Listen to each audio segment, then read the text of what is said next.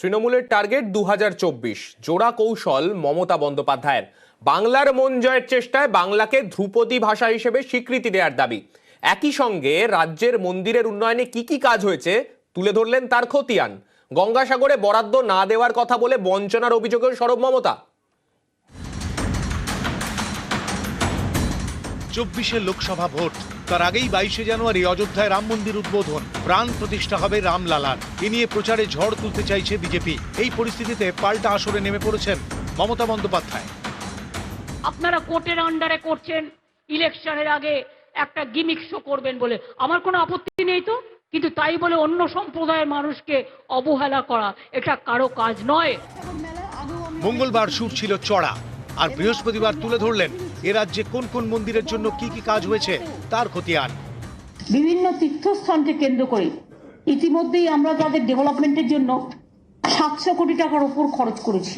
জগন্নাথ ধাম এক দীঘা হিটকো করছে, তাছাড়াও মহেশ আমরা ডেভেলপ করেছি, কনক দুর্গা মন্দির ঝাড়গ্রামে করেছি, রেনোভেশন অফ বিউটিফিকেশন চালকেশ্বর টেম্পল করেছি, আমরা তারাপীঠ ডেভেলপমেন্ট সার্ভিস করেছি। এরকম প্রচুর প্রায় 700 কোটি টাকা আমরা গভর্নমেন্টের পক্ষ থেকে আমরা বিভিন্নভাবে খরচ করেছি। নরেন্দ্র মোদীর লোকসভা কেন্দ্র বারাণসী, সেখানেও মন্দির সংস্কারের কথা এদিন উল্লেখ করেন মমতা। রেনোভেশন এক বারাণসী কালী মন্দির, যেটা বারাণসীতে আমাদের একটা জায়গা ছিল, আপনারা অনেকেই জানেন না, সেটাও আমরা ডেভেলপ করেছি। ওখানে একটা গেস্ট হাউসও আছে।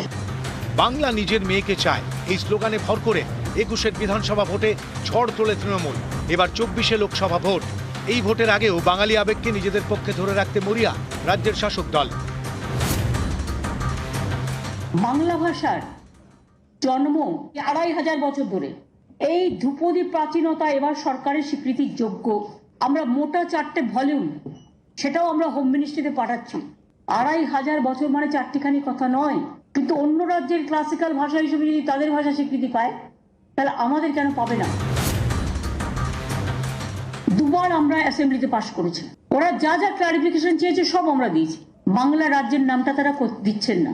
মুম্বাই থেকে মুম্বাই হয়েছে, ওড়িশা থেকে ওড়িশা হয়েছে, কিন্তু আমাদের কেন হবে না?